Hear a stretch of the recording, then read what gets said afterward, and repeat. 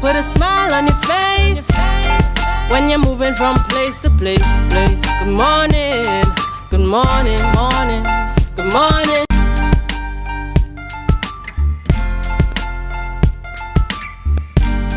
Put a smile on your face when you're moving from place to place. Good morning, good morning, morning, good morning, morning.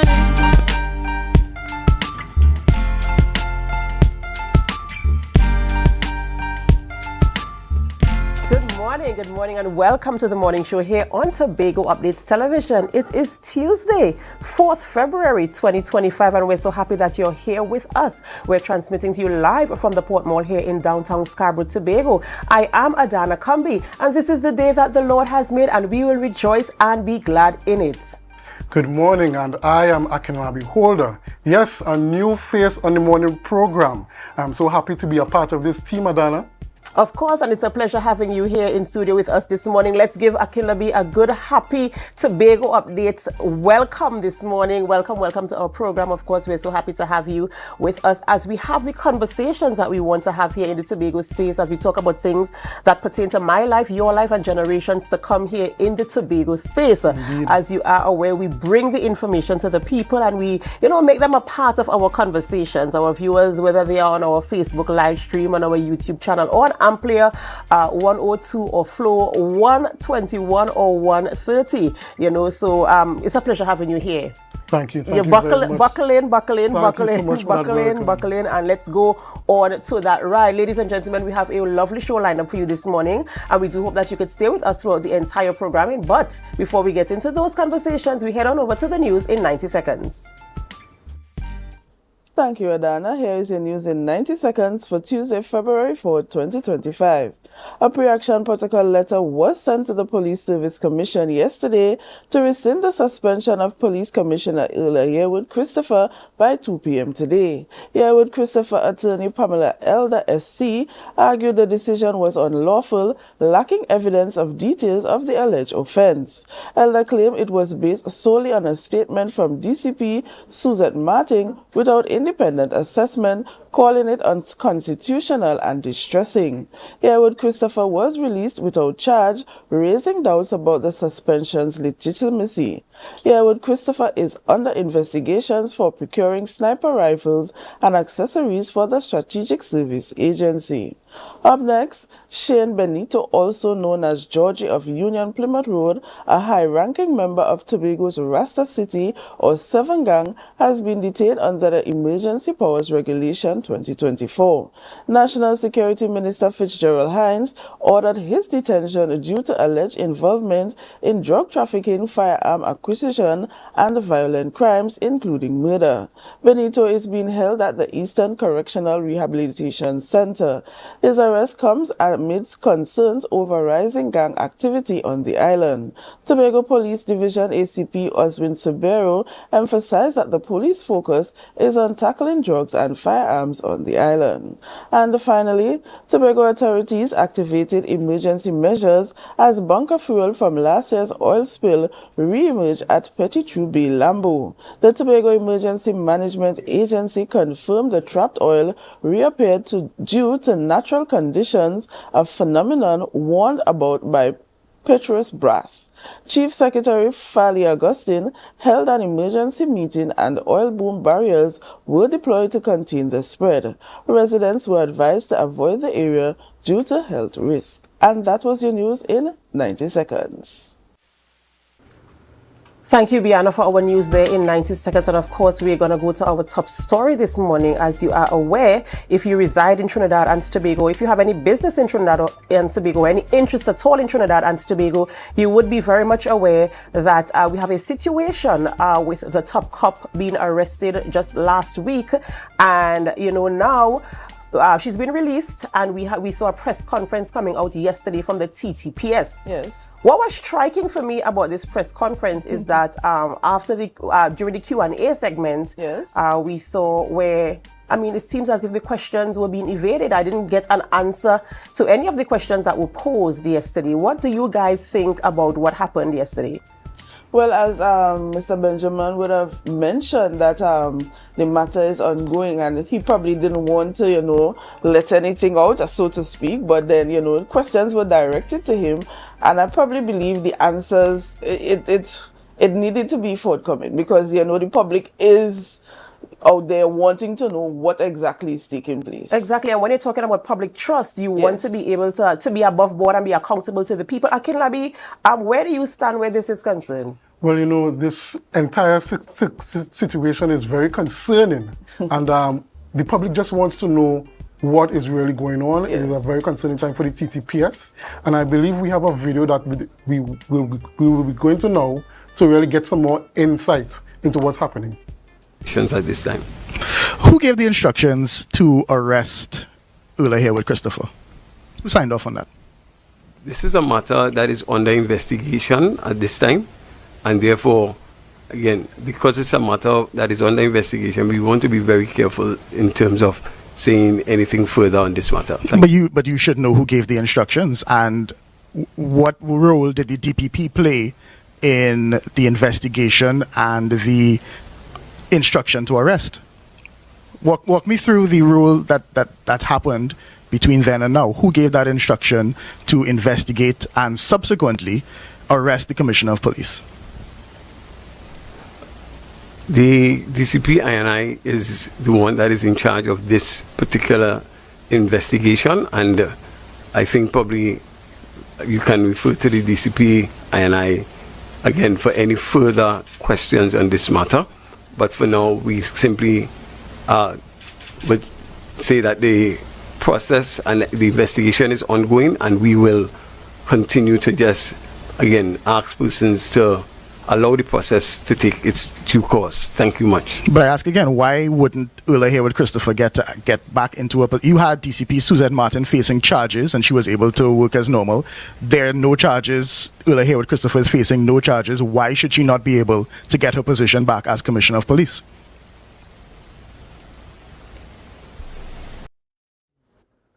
Well, I suppose we'll get those answers, or maybe a different type of response on Thursday, because after tomorrow we see when you go to Parliament and DCP Benjamin is made the top cop, maybe he might be able to answer those questions. Thank you guys so much for coming on set this morning and sharing banter. Biana, I do hope you have a wonderful, wonderful day. Ladies and gentlemen, stay tuned because it's that time of the morning where we celebrate with those who are celebrating. It's time for our birthday shout-outs. And our first birthday celebrant this morning is Monique Timothy. Monique Timothy is celebrating a birthday today, and we do hope that you have a wonderful birthday today, Monique. We pray God's blessings upon your life, and we do hope that you have a wonderful, wonderful birthday today. Cavell Mills is also celebrating, and Cavell, we say happy birthday to you. We do hope that you have a wonderful birthday today. We do hope that this year is a beautiful year for you and that your dreams and aspirations are achieved in this 365. There's another birthday that we're celebrating today also. There's Delia Jerry. Delia Jerry is also celebrating a birthday today, and we want to say happy birthday to you, Delia. We pray God's blessings upon your life, and we do hope that you have a wonderful birthday as well. And for those of you who are celebrating a birthday, even though we don't have your photographs, whether you're celebrating a birthday, an anniversary, a promotion, retirement, you're dedicating your baby, you're going to university, whatever you're celebrating this morning, we join in the celebrations with you as well. And we do remind you to include God in your celebrations, because He is the sole reason why there is something to celebrate. Who are we speaking with this morning, Akinlabi? Can you share with our viewers who is on our rundown this morning? Well, this morning we are going to have conversations with former Commissioner of Police, Captain Gary Griffith. He's going to speak about the situation facing the TTPS and in battle, well, I have to say former Commissioner of Police, Haywood.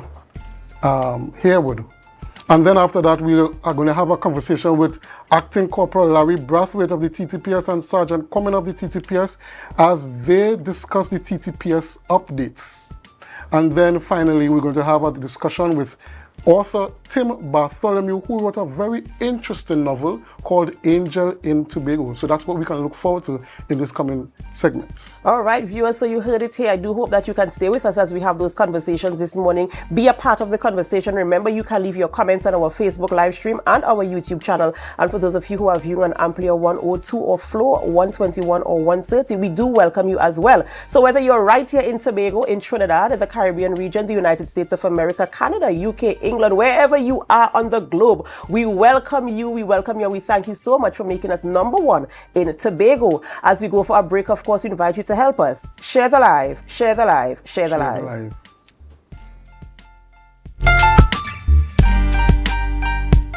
When the game is on, you don't want to miss the best moments.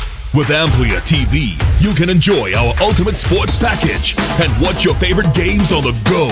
Stay connected and informed with sports news, scores, and stats with AMPLIA's fastest internet speeds. Up to 1 gigabyte fiber internet, you can stream riveting football action, cricket, NBA games, and much more. With AMPLIA, it's game on. Visit amplia.co.tt or call 800-4663. AMPLIA. Do more, live more.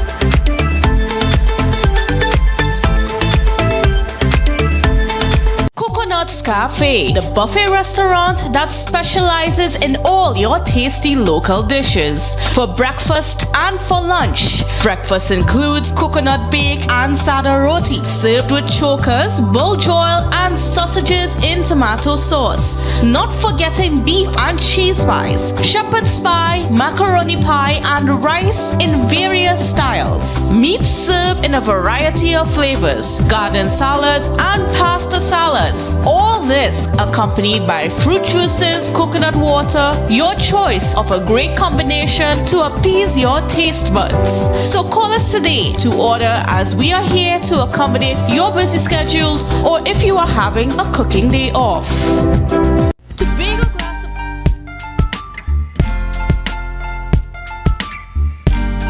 Put a smile on your face when you're moving from place to place. Good morning. Good morning, morning, good morning, morning.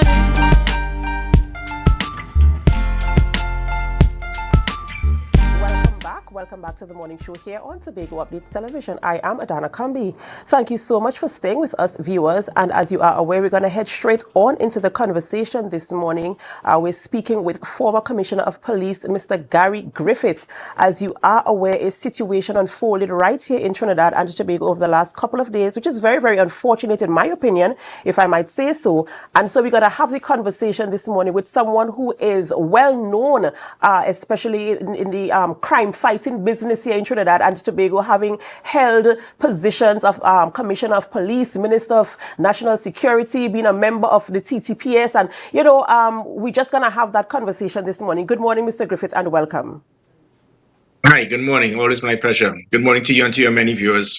Thank you so much for joining us this morning. So we are aware of the situation, very, very unfortunate situation happening in Trinidad and Tobago last week, where the Commissioner of Police was arrested, detained and questioned, and of course later released due to lack of whether it is evidence or no complainants, as the situation were. And I know that you have an opinion where this is concerned. But before we get into the opinion, I'd just like to go through the paces, as it were, as to what transpired that led to the arrest, which is what we're actually still trying to determine right now. We know that sniper rifles were procured in October of 2023. We know that the SSA at that time did not have the right to bear those types of to wear those types of weapons. And then we know, I think it's in November, I think, of that year, they were allowed permission to so do.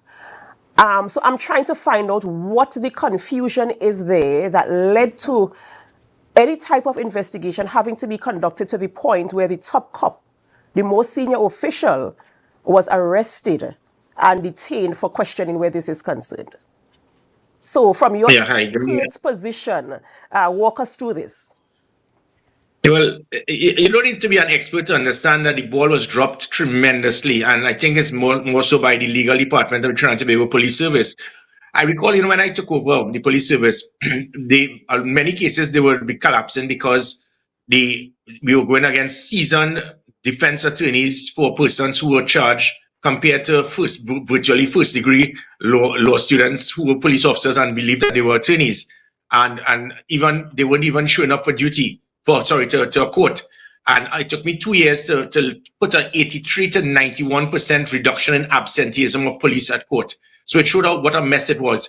We brought in civilian attorneys, and that transformed the whole thing. And that's where criminals started realizing, if I get apprehended, then I know there's a possibility that I will go all the way through the justice system and not find the window of opportunity. And the reason I'm stating all of this is that they've removed the civilians and gone back with the police officers as attorneys. And they're just not qualified. They're not experienced. Listening to one of them in that press conference, they like to try to speak like an Anand Ramlogan or a Ramesh Maharaj, and you just don't have the capability. So in this situation, what it was, unless it is that there's something else that the public does not know, right? Because remember, this is still being investigated. Is it that there was bribery? Is it that the weapons were illegal? If it is that, as we know right now, it means that the legal department of the police service did not understand the law. Yes, the SSA, they got the approval to purchase firearms after in 2023, but that is for prohibited weapons. A sniper rifle is not a prohibited weapon. So it means that these attorneys, yet again, police officers who don't even know how to hold a gun, they probably never went on a range in years trying to be attorneys. They may have misinterpreted the fact that a sniper rifle was a prohibited weapon. And if it is a prohibited weapon, then no civilian or the SSA, because the SSA is a civilian organization, basically. All of the employees are civilians. So it's basically civilian, organized and run for national security. It is not a law enforcement agency. Only the law enforcement agencies can acquire prohibited weapons. A sniper rifle is not a prohibited weapon. So if Roger Best has his FUL and he decides to purchase weapons under his FUL for a sniper rifle, that is not illegal. It could be a little untidy. I would, if I was commissioner, I wouldn't have done it because it seems that the SSA were purchasing the weapons on behalf of the defense force for the use of the defense force. It is an administrative hiccup that could take place. I could understand the justification why they were doing it. Probably under confidentiality, it would be easier to bring it through the SSA than the defense force, because anything that comes from the defense force and the police, everybody knows about it. But it was not a criminal offense. And thankfully, we have a DPP, and the DPP would have understood the law in contrast to the police legal department. So that is the situation. A sniper rifle is not a prohibited weapon. A prohibited weapon is an automatic weapon. A sniper rifle is not an automatic weapon, which means, as ridiculous as it sounds, 10,000 civilians could get a sniper rifle tomorrow if they want, because that is what the law has. It gives the commissioner the authority to give sniper rifles to civilians. Because you call it sniper rifles, but there are hundreds of persons who go on Tucker Valley every Saturday and they fire from 400 meters with weapons that are designed for competition. And those weapons can also be deemed sniper rifles. Mr. Griffith, putting that there now is cause for concern, or well, at least for me, saying that 10,000 civilians can have sniper rifles. That, of course, is of course alarming. But based on the information we have and what you just mentioned, is it safe to say that there isn't any grounds really for an investigation for this matter, especially if you are saying that sniper rifles are not illegal or prohibited weapons? There's no grounds then for any... Yes, if it is that this is based on the sniper rifles being acquired, it means that there's absolutely no grounds at all. But you see, suppose there's something else. Suppose there was bribery that took place. Suppose it is that documents were signed in the wrong place. We don't know, and that is misbehavior in office. I'll give you a perfect example quickly here. When I was commissioner, there was a deliberate attempt by police officers to try to have me removed because I was putting a stop to $100 million per annum in overtime corruption, police officers using vehicles to escort criminal elements, officers, blackmailing persons for firearms. So they put 80 police officers, 500,000 police hours that could have been used to protect citizens. See what you could find to bust Gary truth. And there was nothing to find because it was all a lie. And one of it involved, for a commissioner, there are several documents you have to sign with customs for firearms. And on one of the dozens of places I had to sign, They said, aha, that authorized officer is supposed to be a customs officer. Let's charge him for misbehavior in office. That is how desperate the police could be when you want to bring down someone. And the only thing that stopped it is because 4 commissioners before me and 2 commissioners after me, they were signed in the same spot. So it was an administrative error on behalf of the TTPS having the commissioner sign in one of the 12 places in the wrong spot, because that was supposed to be for a customs officer. Those things are administrative glitches, but there's some law that we have known as misbehavior in office, which is an excuse, which is sometimes could be used in such a way as an abusive manner to arrest persons. So we don't know. But if it pertains to the sniper rifles as it is, a sniper rifle is not a prohibited weapon. And as I said, when you have alarm, because the sniper rifle is not automatic, it's not an automatic weapon. So it is there are weapons that are more deadly than a sniper rifle that is given out, because it's something that can actually rip through a bulletproof vest, and it can be issued to civilians. So sometimes we get this impression, we hear the word sniper rifle, and we feel, oh my God, this is a terrible thing. But the thing is, the Defense Force must have that. That is their right. If the SSA they would acquire it on behalf of the Defense Force, and the FUL was given through Roger Best, who has his own FUL, that is not a criminal offense. And if it's based on sniper rifles, somebody dropped the ball and has caused major embarrassment to the Trinidad and Tobago Police Service. Talking about major embarrassment to the Trinidad and Tobago Police Service, the cop now being released due to lack of evidence, no complainants, and not being allowed to take back up her position. In fact, being released of duties with 3.5 more months on her contract. Where does that leave us in Trinidad and Tobago? She was relieved of her duties, no charges were laid. Is that how are we supposed to interpret that, and how do we maintain trust in the services? Well, I plead with the country, understand, just 3 years ago, you're asking about trust in the service. This was the same 7,000 police officers where public trust and confidence was 59%. This was the same police service where it ensured it had crime as the number 4 concern behind health, education, and the economy. The Commissioner of Police had a 79% support. It was the highest reduction in violent crime in 17 years. These are the same police officers. So let's not knock the 7,000 police officers out there. They're doing their job. I ask the country, continue to support them, continue to believe in them, and to the 7,000 odd police officers on the ground. Yes, you're not seniors because they love to wear gabardine, stay on the 6th floor in air condition. They don't understand leadership by example.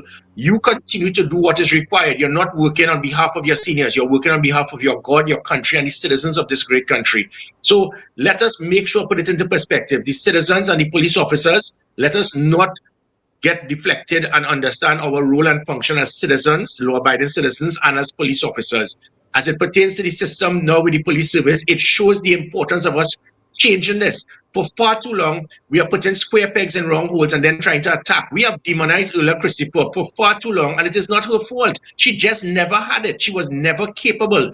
And the reason I'm stating that is that up until 2018, the selection for the Commissioner of Police, the substantive rank was that of international qualified experts doing proper assessments to verify if this person has what it takes to be a Commissioner of Police. That is why Dwayne Gibbs beat every single local for the police service. That is why Gary Griffith got 82% and beat every single one of the 60 others who applied for Commissioner of Police. Ulla Christopher didn't even come in the top 20. When you change that to civilians in Trinidad and Tobago with no qualification, knowledge, experience in national security, in law enforcement, known as the Police Service Commission, you had a retired judge, a speaking consultant, and an accountant selected who must be our commissioner. Only in a banana republic we can do that. So the Maxine King, the Maxine Tongs, the Judith Jones, persons as equivalent to yourself, who might be very qualified in media, persons qualified in everything else. You're not qualified, and you handpick a lady who couldn't come in the top 20. That is the situation the country is under. We cannot have civilians without qualification in law enforcement select commissioners of police. We need to revert to international experts such as Penn State, such as the UK expert who came and selected 20-odd commissioners around the world. If not, we are going to continue to get Jacobs and Ulla Christophers and Benjamins. Additionally, we also have to look at the acting commissioner of police appointment. That is based on seniority. So that's why you have now an individual who just 2 days ago went on a pulpit and started preaching and telling civilians, you need not to be scared, you need to be strong, but you're saying that we're in a bulletproof vest. And I mean, when you listen to that last 2 minutes interview, the commissioner of police is a position that it requires a degree of leadership, understanding your role and function, And if it is we continue with locals selecting a commissioner of police, we will continue to get the square pegs and round holes. Okay, Captain Griffith, I know you have a lot to say about the TTPS, but I just want to shift our focus a bit to the SSA. Now, I know you said that the SSA is a civilian organization, and as such, the TTPS would have had to purchase the rifles on behalf of the SSA. Since the SSA is a civilian organization, can you state to us what purpose would they have for these 2 sniper rifles? Yeah, sure. Now, even though I say a civilian organization, civilian focused, but they are heavily involved in national security. They're involved as a support element for law enforcement. So the SSA, I listed this guy, P.S. Robinson, clueless as he was trying to say that the SSA is not a civilian organization. They basically are, all of the persons employed are civilians. However, they are heavily involved in national security and support law enforcement. So the SSA is not similar to the CIA. The CIA has law enforcement capabilities, powers of arrest, and so forth. We don't. Our SSA is not like that. However, because they work and complement our protective services, only the Defense Force and the police service have the capability to acquire prohibited weapons. But what Roger Best did, because he understood the law well, he and I actually joined the Army the exact day the both of us became officers as second lieutenants, then captains. And the Chief of Defense Staff, who joined the same day with us as well, that's Air Marshal Darrell Daniel. Sometimes bringing in items like this, you need a degree of confidentiality. It's very sensitive. You don't want each and every person to know about it. There are 3 ways. You have television, you have telephone, and you have law enforcement officer. Those are the 3 ways to get the whole country to know something that is happening. The Defense Force purchasing that directly, or the police purchasing it directly, the whole country would have known. It is what I have been told and advised is that the SSA were trying to acquire it without it being known to the public. And then obviously somebody decided to spread the misinformation to the politicians and say, look, Roger Best bringing in a sniper rifle, and he's the SSA. The SSA is a civilian organization. Bust his throat because he wants his job. It's the same thing. McDonald Jacob was thrown out because somebody wanted his job. Ulla Christopher is thrown out, somebody wanted her job. That's what the police has turned to now, trying to see how you could lick up the other person to get their job. So in the SSA situation, what they did, as I said, I would not have done it as commissioner. I would have advised, listen, this is going to be untidy, but it is not illegal. It is not unethical. It is an administrative hiccup for one organization purchasing a weapon and then transferring it to another organization. But as I said, Roger Best has a FUL because the SSA actually would have an armory. People are not aware of it. The SSA probably has more weapons than the Trinidad and Tobago Defense Force, because all of the weapons they had from the Special Anti-Crime Unit is secured and housed by guess who? The SSA in Kamuto Barracks. So are you going to say that the SSA, they're breaking the law with those weapons? So all that the SSA were trying to do is to acquire the weapons in a secret manner to give it to the Defense Force, because that is required. People have a concern, and let me tell you the stupidity, by the way. Let me quickly add. This nonsense about the weapons were being brought in to assassinate persons. If any law enforcement official wanted to plan to kill people, you're not going to bring in a weapon officially, legally, through customs, because when you do that, you must do ballistic testing. Doing the ballistic testing of every single registered weapon means that if that weapon is used in a murder, you are going to be able to use the ballistic testing to pinpoint it to that crime. That is why I continue to state that almost 100% of murders committed by firearms have been by illegal firearms. When we talk in nonsense by politicians, too many firearms were given out by civilians. Not one weapon was ever used legally by what I issued in a murder based on somebody trying to hide it. So that is the issue here. So the weapon was never used, planned to be brought in. When people speak about assassination attempts and terrorists and all of that, that is not true. They spoke about the attorney that was killed recently. That person was a close friend of the same Roger Best. The man, there were 30 shots, and those were by automatic weapons. Clown started saying it was used by the same sniper rifle. You're not going to take 30 rounds to kill someone in cold blood in the middle of the street in Woodbrook by using a sniper rifle. Those were automatic. That was an automatic illegal weapon. So that is just to clarify the situation. The SSA, there's nothing illegal by them purchasing the weapons. It is similar to persons who own a supermarket having weapons for their supermarket security. That can be done under FUEC through the FUL by the person who is in charge of the SSA. That is not a crime. Okay, Captain Griffith. So in your opinion, given the whole debacle with the TTPS, we saw that the former Commissioner of Police, she's requesting her job back. Do you think that she should be reinstated as the Commissioner of Police? Unfortunately, I think what has happened to her, grave injustice. It is totally unfortunate.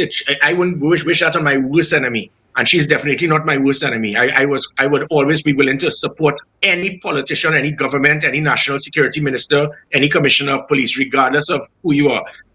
However, in this situation, I don't think that her attorney has any substance to justify her return, and I'll tell you why. Even though the DPP chased the police and told them, get away from here with that nonsense, what the police are claiming is that the matter is still being investigated. If a matter is still being investigated, then they would have written to the Police Service Commission to tell the Police Service Commission that. And again, as I said, that is the role and function of sometimes junior officers. Try to see if you can lick up your senior officer to get their job. And if that is the case, the matter is still undergoing investigation.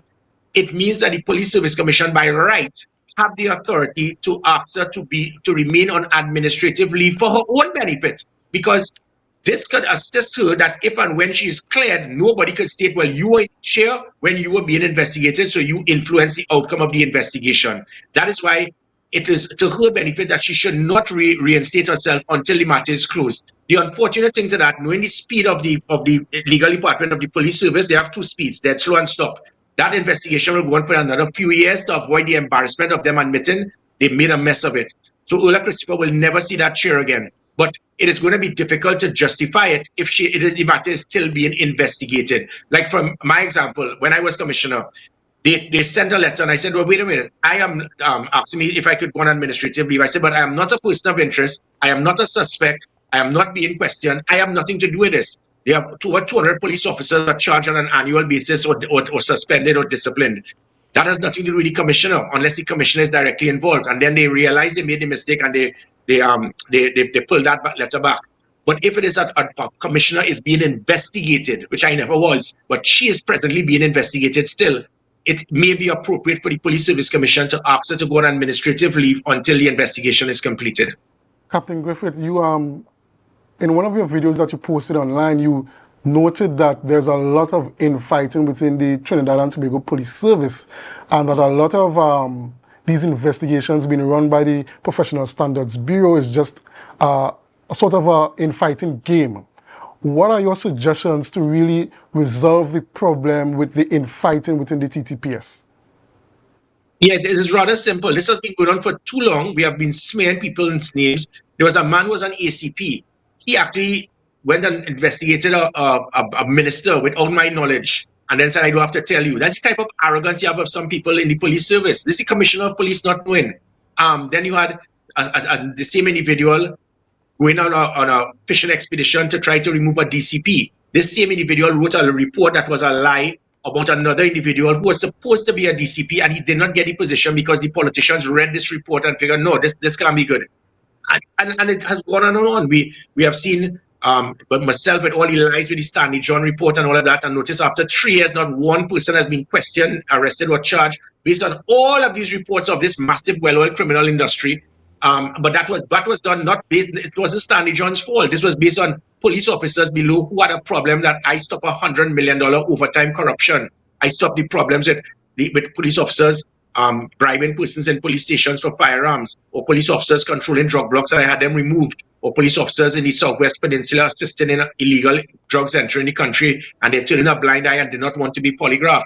So that has always been the problem. The junior person has some avenue to see if they could bust the person's throat above to get their job. We are not as mature as North America and Europe, where we have that equivalent to the internal affairs, where you could have that unit within the police service that is just there specifically to look after rogue elements in the police service. The PSP has been the catalyst for all of that. The best investigation police can do is to investigate police, because they want to find a way to bust the man through to get his job. We need to move that away from the police service, put it under the PCA, for example, change the name of Police Complaints Authority to the Professional Standards Bureau, or whatever, or the Internal Affairs Unit for the police service. Make the director of the PCA probably an ACP, give him an SRP rank, let him select 10 or 12 police officers and let them be totally responsible for investigating from commissioner to constable. And it means that no police officer has any influence in that department. Once you have this, it can always cause a deputy commissioner of police who wants the job of commissioner to influence an investigation. Again, as I said with myself, 80 police officers were assigned, 80 police officers to go on a fishing expedition with 500,000 police officers. Another DCP put 35 police officers to investigate a fellow person who actually became DCP with him. And 35 police officers based on an investigation. It's usually one police officer that investigates 10 murders. So you're speaking about what one DCP put to go after one officer. It was equivalent to 350 murder investigations. That is how bad it is. They go out of their way and they pump as much resources as they could to see what you could find on the other officer. We have to move the PSB. It should be shut down, and because this will continue. And sometimes politicians benefit from this because they want a certain officer to be there instead of another. Move it away from the PSB, put it under the PCA, and let the PCA be totally responsible for the internal affairs and investigations of police officers.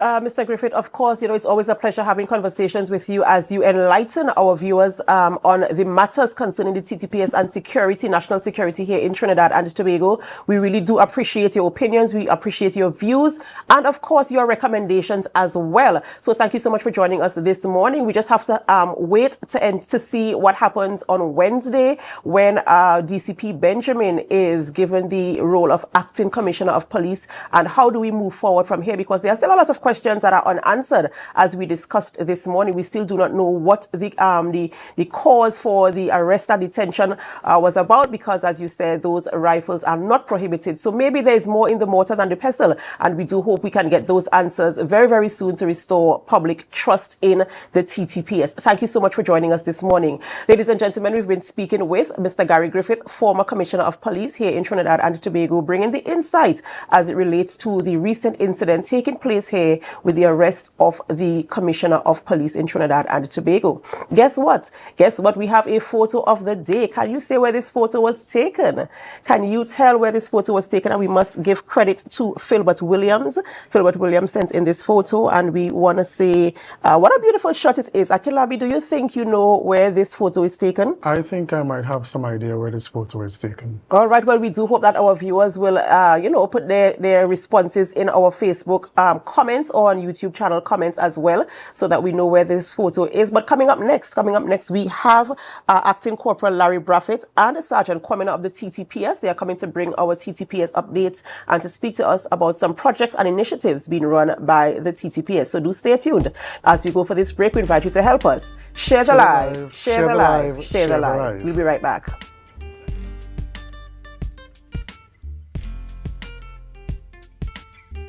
Tobago Glass Supplies has been a leading name for over 37 years in the glass and aluminum market in Tobago. We provide an extensive range of high-quality, innovative aluminum and glass products for commercial and residential use. Competitive prices with superior and professional services by committed employees who are guided by rigid quality standards. Tobago Glass Supplies specializes in the manufacture and installation of glass and aluminum products that are essential to today's homeowners and the business environment. We are engaged in marketing, sales, and installation of a variety of products. These ranges from windows and doors to necessities such as mirrors for homes and vehicles, designed and manufactured in-house or imported.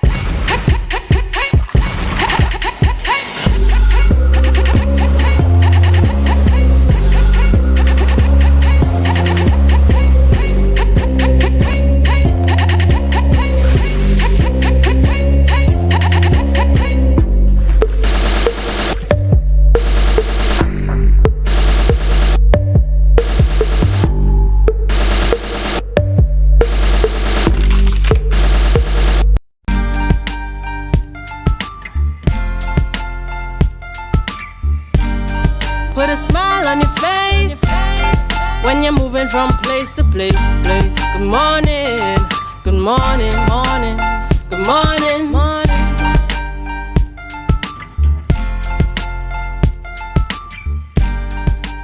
Welcome back to the morning show here on Tobago Updates Television, and thank you so much for staying with us. I am Adana Combi, and we continue conversations this morning. We speak to Acting Corporal Larry Braffett and Sergeant Kwamina of the TTPS, and this morning we're going to be talking about the Police Youth Club, the Police Bike Club, and also police tourist-oriented police. That's correct. That's correct. So good morning, guys, and welcome. Good morning. A pleasure to have you here in studio with us this morning, speaking about the initiatives of the TTPS, primarily related to the Police Youth Club and the other topics we're going to talk about this morning. And of course, being a very, very important stakeholder in the reduction of crime. So let's talk about the Police Youth Club and their initiatives to begin with. All right, good morning, everybody. Morning. All right, so it's 2024, it's a new year. 2025. 2025. You're sleeping a little bit. I was testing you. 2025 is a new year. And with the new year, we have new engagements. The policy clubs continue to engage the island of Tobago from Canaan, Bonacourt to Charlottesville. And these policy clubs, they are geared up to be creative and innovative with their youth engagement. So Canaan Bonacourt will have posted recently that they are back up and they are running, and they have their initiatives. They meet on the first and last. Let me just confirm it, because they would have sent me their engagements. Ms. Marsha King, who is the leader right now, they have started up with they have resumed activities, and it's on the 1st of February 2025 they would have started. And their meetings is on the first and last Saturday of every month from 5 p.m. to 7 p.m. And their engagement includes the Stories for All Ages. And their venue is the Canaan Bonacourt Multipurpose Facility. And their dates are this Saturday 22nd and February, this 22nd of February, and from 5 p.m. So they are featuring Miss Hazel and George and friends. And they are engaging their community with storytelling and other engagements. The Scarborough Police Youth Club will have their sip and paint last Saturday going. And then I also have initiatives from Charlottesville Police Youth Club. They are very innovative and creative with their engagements. And Ms. Rianne Moore, who is the leader, Ms. Rianne Moore, her initiatives she has a lot of initiatives. Her initiatives include the Real Initiative, that is Rural Entrepreneurship Action and Learning Initiative, and it's a 6-month program that runs from the February to July 2025, and it is aimed at boosting the entrepreneurial spirit in the rural community of Charlottesville to encourage youth to venture into skills. Skilled persons in the community will facilitate the sessions twice monthly, and there will be a variety of classes such as jewelry making and purse making, mixology, bread and cake making, and many other areas. So you all hear that? And then they have the Puberty Picnic, and that is on February 22nd, 2025, which will be facilitated by Dr. Faith Brebner, and it is aimed at edifying the youths about puberty and the changes that their bodies go through. And then there is the HATS initiative, helping adolescents thrive in school. And this was launched last Sunday and will run until June 25th. And it caters particularly for students who are doing CSEC examinations, and they will receive additional support with challenging subject areas every Sunday until their examinations. And then there is the Healthy Eating Initiative, and that is coming on Saturday, the 8th of February. And it is aimed to encourage children to undertake better eating habits from a young age and the benefits of a balanced diet. So that is from the Charlottesville Police Youth Club. And of course, if I go on, it'll be too much information, but just to add that other youth clubs such as the Wayne Police Youth Club, they may not have the resources as the other groups, but they also collaborate with, it's all about collaboration, and they're collaborating by lending their initiatives, lending their resources, their facility, their building to the church in the community, the Seventh-day Adventist Church, and they have a homework center which runs on Mondays and Thursdays. And even in Mount St. George, a similar activities taking place where the Policy Club collaborates with the church as well in the community to engage youth with homework. And then the Monk's Policy Club, of course, I can't leave but the Monk's Policy Club. On Tuesday, there is drumming at the Policy Club. We plan to start karate on Monday. We had it before. So about karate classes on Monday. And we also have our field day coming. Our cricket team is practicing because they have matches, and we want to include our girls cricket team. Mr. Neer would have met with me yesterday and we discussed it. And then we'll have our netball as well. That's going to take place on Thursdays and other days during the week that will, we will discuss it. And then we continue with our beekeeping program and all these things that continues. That has happened before. We are just simply going to continue with them. Now, this sounds very, very exciting and, of course, engaging. What is the feedback like in terms of participation? Do you have the youths coming out to these events and benefiting from, all that is available to them through all the initiatives that are being rolled out? Yes, the youths are coming out. They are participating. As a matter of fact, sometimes we cannot advertise some of the programs too much because of the feedback we get and so much persons wanting to attend, and it's all about collaborating with other agencies. So they have their people who is coming, and then we have our members who attend most of our programs. And even, Corporal Common, I could give you his experience with his bicycle camp that he has. Yeah. And just to add to, I can't leave this out, the community police, community police runs policy clubs. And community police also have initiatives that we would engage community with. And there's one that we recently rolled out, which is it's a collaboration. It's the Reclaiming Our Communities from Crime, ROCC, ROC programs. And it's a clinic where the police football team, in collaboration with the social work unit and the community police unit, it's spearheaded by the senior superintendent of Tobago, Mr. Earl Eli. They are going through the communities and they are keeping clinics. The clinics run from 2 o'clock to about 4:30, and then the game starts at 5. So what they do, they have a clinic. They bring coaches in the community. They meet with the football clubs in the community, and they train them. They teach them the goal, different techniques in coaching, different techniques in playing football, different techniques in keeping. And what they did, they rolled it out a few weeks ago. They had it at Shore Park, and after that, they would have played the Soca Warriors, the team from before, and they also played the Soca Warriors, and they played the police team. And the clubs are in that area, the vicinity, would have been engaged with tips from Brent Sancho and all these people who were past members of the Soca Warriors. They came out. So we continue to do that in different communities. The next engagement is in Mason Hall on the 15th. And the games is going to start from 5 o'clock, but the engagement is from 2 o'clock for the youths. And after that, after the engagement is finished, then they play the community. Whatever team in the community, they will play the team in the community. So Mason may have a football team and they will play with the football team in the community. And what they are about reclaiming the communities from crime. And it's a dynamic initiative designed to engage and empower communities across Tobago through sports, advocacy, and social development, rooted in the belief that positive engagement can drive meaningful change. And this initiative integrates football, youth empowerment, and crime prevention strategies to foster a safer, more vibrant society. Right. So, as Mr. Bradford was saying, community policing, the Police Youth Club is part of the community policing initiative. Right?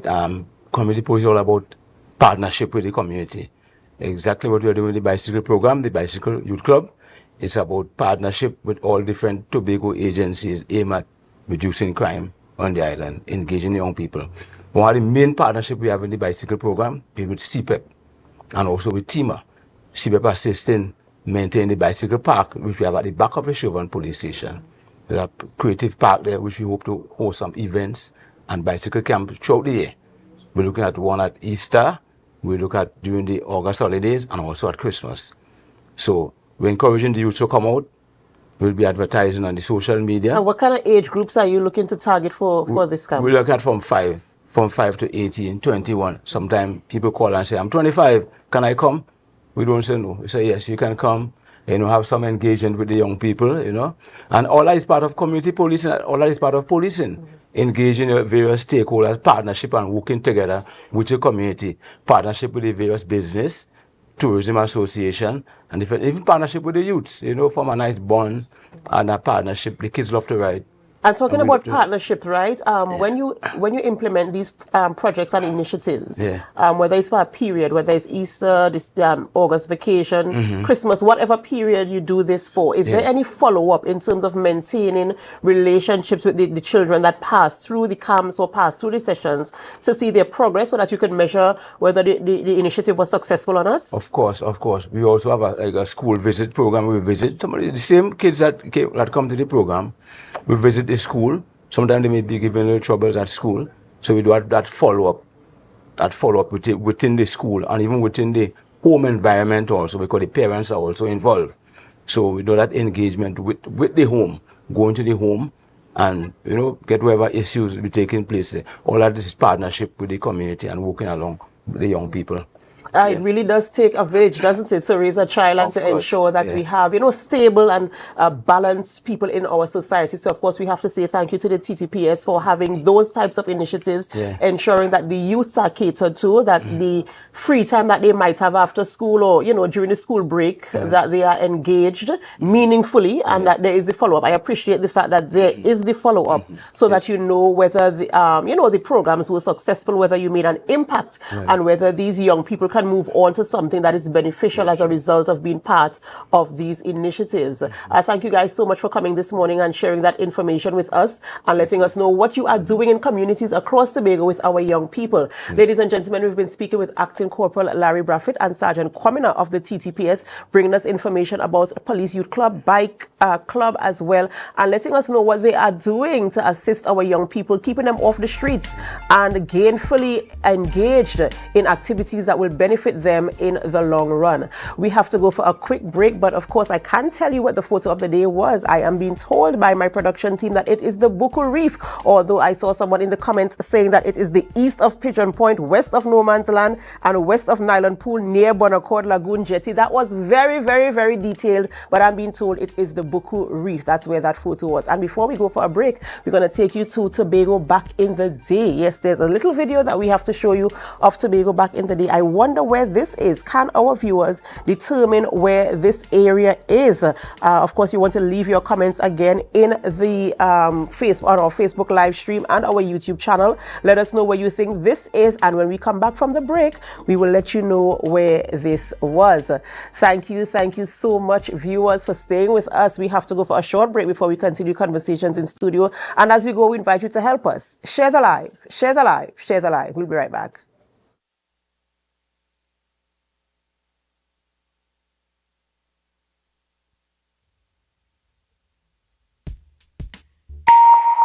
Want to get better? Where to start? What kind of exercise to do? What to eat? How to get restful sleep? Need a doctor to search for root cause? Look no further. Come to Majuba Hill Lifestyle Center Foundation at a wellness center in Goodwood, or Food Hub in Darrow Springs, Scarborough, or Doctor's Office in Goodwood and Darrow Springs. Contact 49 Swift 4979 438.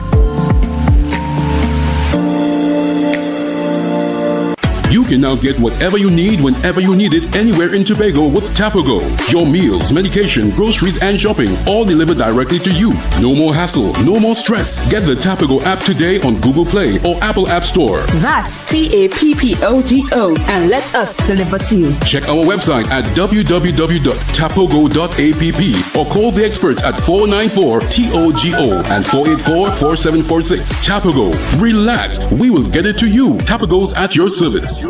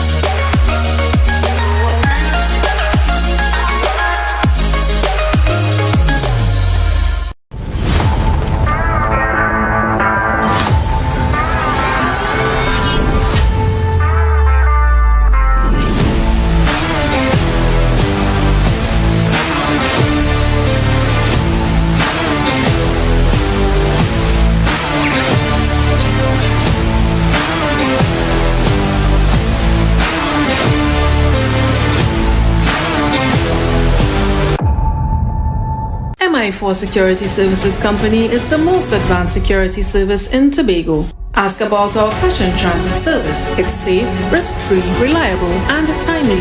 We provide safe banking delivery for all business types and sizes with highly trained staff, 24/7 monitoring, coordinated emergency response, and a well-maintained fleet of armored vehicles. Contact us at 660-7723 or visit our website at www.mi4securitytt.com to sign up today.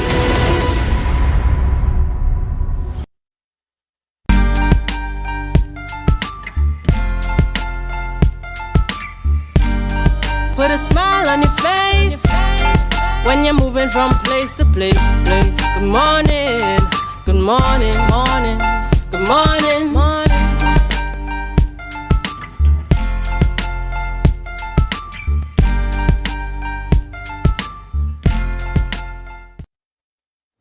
And welcome back, viewers. And in studio today, we have a very special person, British author Tim Bartholomew, and he's here to talk about his very special book, Angel in Tobago. So, Mr. Bartholomew, good morning and welcome. Good morning, good morning.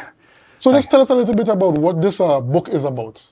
Well, it's about a gentleman of a certain age, not as old as me. It's my birthday today, I'd just like to point out. I've had to get up early on my birthday. Happy birthday to you.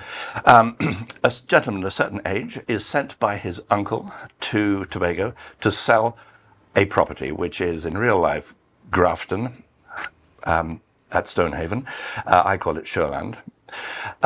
And he comes to Tobago to do that, and he gets into a series of bad incidents. He has a run-in with some drug people, he has a run-in with an Obia woman, he has a run-in with a Sukuyan, a phantom, a somewhat corrupt policeman, and some pretty bad people from America who wish to put a hotel on the spot where he lives. Okay, so this book is a thriller. It's a thriller. Okay, so tell us, what really drove you to write a book, a novel based in Tobago? Well, I fell in love with Tobago before you were born, actually. Most likely. About 20 years ago, when my wife-to-be brought me here deliberately to test me to see whether I would behave appropriately or inappropriately with Tobagonians. And her previous husband had been somewhat disappointing in this area and said, no, you may have been born, Julie, in Trinidad, but you are not from Trinidad. And she disagreed. And so she brought me here to see whether I would say the same thing or whether I would fall in love with the people, the birds, the landscape, and the island, which I did. And we've been back about 14 times since. And so this book is full of incidents from life. There is for an example, Julie and I were driving in the bamboo one night, and bumpity bump, we came up to the end of a trace, and then there was blackness. And we thought, better stop the car because this could be anything over here, it could be, I don't know what. And then suddenly there were lots of yellow goat eyes in our face going, oh, and then there was a guy hammering on the window saying, where are you going? And all this business, and it was really frightening. Right. And then the storm broke, and so I put that in the book. And obviously my guy, Gabriel, he meets who he thinks is La Diablesse as well, and he checks whether she has a goat foot or not. So he has been affected by some brugmansia that the Obia woman has put into his tea. Okay. So he has paranormal moments, he does. Okay, so you've intertwined a lot of the folk tales and folklore of Trinidad and Tobago into this book. Yes, I have. Now, I know some persons in this current atmosphere globally, some persons would raise the issue of cultural appropriation. How does this book navigate that issue? Well, I wanted to write it, and obviously you can see that I am kind of Caucasian. I've always said to myself, I don't want to upset people by that. Now, the fact is that the hero, Gabriel, is based on a real-life English person who is black, who was born in Ghana and who was adopted by middle-class white English parents and brought up as a white person in in the provinces in England. Now, I spoke to him 7 or 8 years ago, and I said, would you mind if I based a book on a fantasy version of how your life could go? And he said, absolutely not. And so I hope that that's fine, because I don't wish to be coming in here and being, an old-fashioned imperialist. That will never do. And in fact, many Trinis and Tobagonians who've read this book and reviewed it, and nobody's mentioned this at all. Okay, so your book is launching today. Could you just tell us a bit about the launch, where it's taking place? Oh, yeah. This afternoon at Sure Things Cafe, care of Giselle, we are having a launch party, and I invited, and Giselle has invited lots of people, literary folk, cultural people, and also Councillor Tasha Grace Burris is coming as well, because she doesn't know, but she's going to get a free book. I was talking to someone last night, and he said I had to give her a free book. So, this book looks very interesting. I like the layout. I like the design. And we have a bit of a mutt-mutt in the back here. So it has a very local feel to it. It does. Now, that picture on the front cover was taken by Julie at dawn from Erasmus Cove that's Bloody Bay there. Oh. And it was a wonderful picture. So it's just been, the typeface has been designed around it. Mm-hmm. And it was that colour. You know what a Tobagonian sunrise is. Yes. And the mott-mutt is my favourite bird, except a jacamar. Okay. And I am a bird photographer as well, because Julie's father was Richard French, who wrote the original Guide to the Birds of Trinidad and Tobago in the 70s and 80s, when he came to work in Pointe-à-Pied. Okay, so for anyone who wants to purchase this book, where could they find this book to purchase? There are physical copies at Sure Things, at Blue Waters in Speyside, at Batik, at Pigeon Point, and online. You can also have an e-version if you don't want to buy a book. There are e-versions available, and there's a lovely website, angelandtobago.com, which I made myself, which is very pretty and has lots of photographs of people who have inspired this book, and of course the locations. Okay, well, you all heard it right here. Angel in Tobago, A Paradise in Peril by Tim Bartholomew. Thank you very much, Mr. Bartholomew. Best of luck with the book. Thank you very much indeed. Thanks for having me on. Okay, viewers, so we've come to the end of our program this morning. And before we go, we'll just take a look at another video that we had. If you can guess where it is. And the answer, I've been told, is Crown Point close to the airport.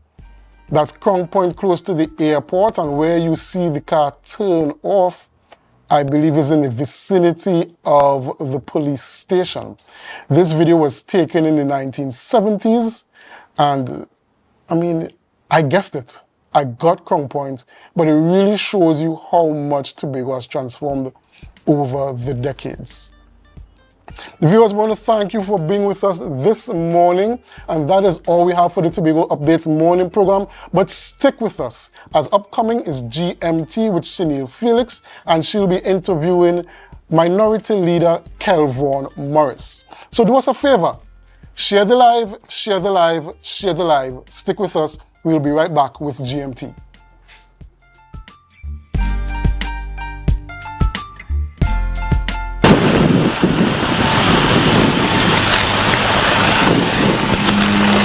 At the moment, the Milford Road runs very near the sea, and therefore the complex that is planned, which will include hotels and parking area, will be on the opposite side of the existing Milford Road. In this case, pedestrians will have to cross fast-moving traffic on the Milford Road. The diversion is therefore necessary to keep traffic away.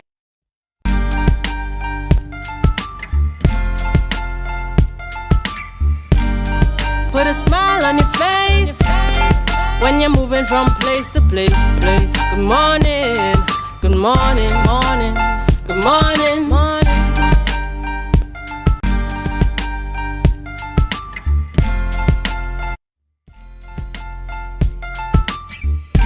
Regardless of how you cut the cake, Tobago has won tonight, yes?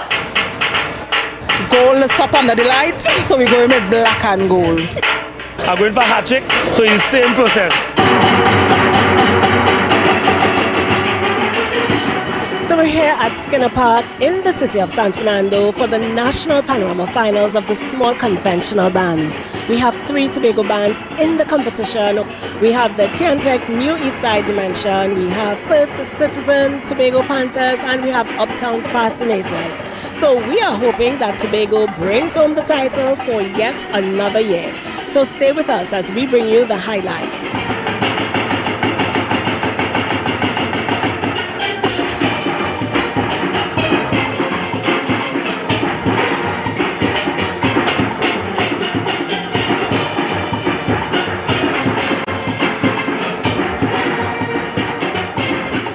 I think some persons were surprised to see Panthers in the top 3. What are your thoughts on that? Well, it called for hard work. If you know that for the last few weeks in Golden Lane, we had some murder, some shootings, and some bad experiences, which hampered our practice and preparation a lot. But we overcame that at the last minute.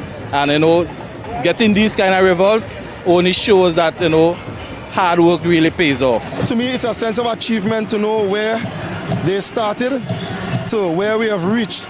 Those kids put in a lot of hard work and dedication, and I think they really deserve this. I feel really good about it, really accomplished about it. So I think from here, it's up. We really wanted to celebrate and honor Tobago's Panthers' success in the season thus far, and when Antonia and the team at Tobago Panthers asked us to come and be a part, we all collectively said yes, we will do it and we will make it fun. It really was fun for us, and we hoping that the band wins. So I just discovered that Miss Tiny Winey is actually the reigning Miss Lauren Rivet, Rachel Cattell. Yes. Good night, everyone. So what was it like being on stage in this capacity? Well, I mean, obviously it's very different, but still the energy is still the same, the commitment is still the same, and the support for the company, the support for the team, the support for Tobago remains the same as Miss Lauren Rivet 2024 coming from Tobago, and I continue to show my support to all cultural events this year.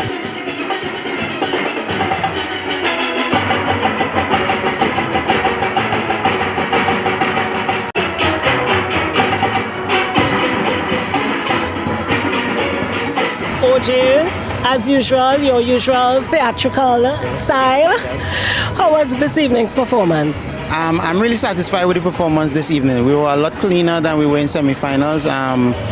We've tried to focus on cleaning up a lot of the little mistakes that we made in semi-finals just to improve. So we looked at what the judges' remarks were, dealt with those little areas, and then just tighten up on the song, and I think it was executed pretty well. So you're a captain, but not everybody knows what the captain of a pan side or pan band actually does. Tell us a bit about the role of the captain. Okay, so the captain is responsible for basically the well-being of the band, responsible for the players, responsible for the pans, to ensure that every moving piece that the arranger needs is there. The captain is basically the heartbeat of your band.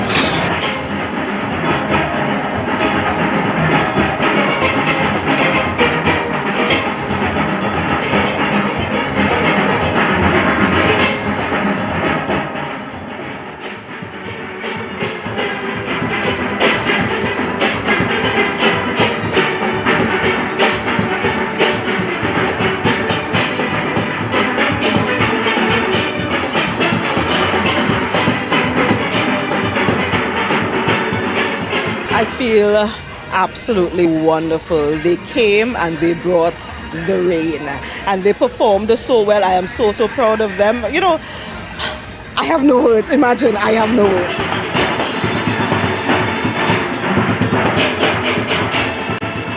One o'clock, 2 o'clock in the morning, that's where this band comes alive. So that's really the time frame from 8. So no sleep? No sleep, no sleep. We finished the song the same day we judged the prelim rounds. We finished the song that morning, 6 o'clock that morning. We left the Panyal 7 a.m. when the sun came out. That's how hard we going for this right now. Tying for position number 1, 279, Golden Hands, and the Tiantec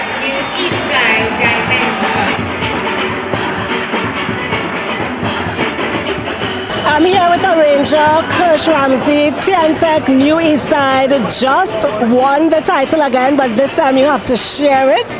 How does that feel? Wow, my heart is filled with philanthropic joy because to defend a title in a Panorama is not an easy one. How difficult is it to make the last minute changes? Between the semi-finals and the finals is not a long time. One other arranger said sometimes up to the day before you're making changes. How difficult is that process? It's difficult as a Tobago band in terms of when you come down for the semi-finals, you have to go back to Tobago. By the time you reach back, you're tired. By the time your pants reach, you can't practice because you have to carry it back in base, right? And then you might only get one good practice because the night before coming to Trinidad, we can't practice again because the pants have to come back. So we can only make changes in Trinidad the night before. And I as the arranger, as I say, I don't work under pressure. So I only do my changes last night, 2, 3 o'clock in the morning. And as you can see, the band just like to work like that, and we have that chemistry, and so far it's working. So yeah, good results.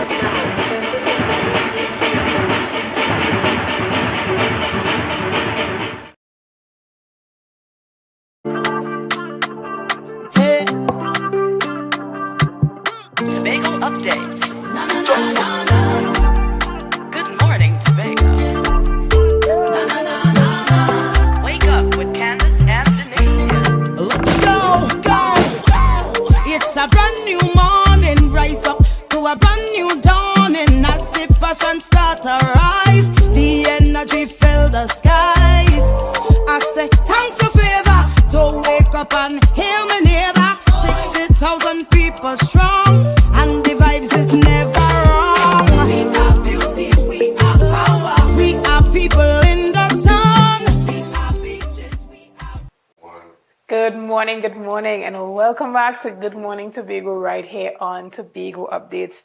Now, this morning we are going beyond the headlines, and as you may see, I am at a totally different location from my usual studio location. This morning I am at the office of the Minority Leader, and I'm chatting this morning with the Minority Leader himself, Mr. Kelvon Morris. Good morning and welcome. Good morning, Chanel, and welcome to the humble abode of the office of the Minority Leader. And it's definitely a pleasure to have you here this morning. Well, I mean, it's a pleasure to be here this morning. My first time visiting. So it's interesting to see where all the work happens and all of that. But you have served almost one term now in the THA as the Minority Leader. Starting off, did you ever see yourself being in this position, and how has it been for you thus far? Let me also extend a special good morning and warm welcome to our viewers, both Tobagonians, Trinidad and Tobagonians, and persons all over the world that view this program. It has been an experience that I myself did not anticipate. However, this opportunity was entrusted upon me because of the results of the 2021 elections, which left myself as the only PNM representative and the only person outside of the PDP candidates that would have been elected as well. It has been a very steep and quick learning curve.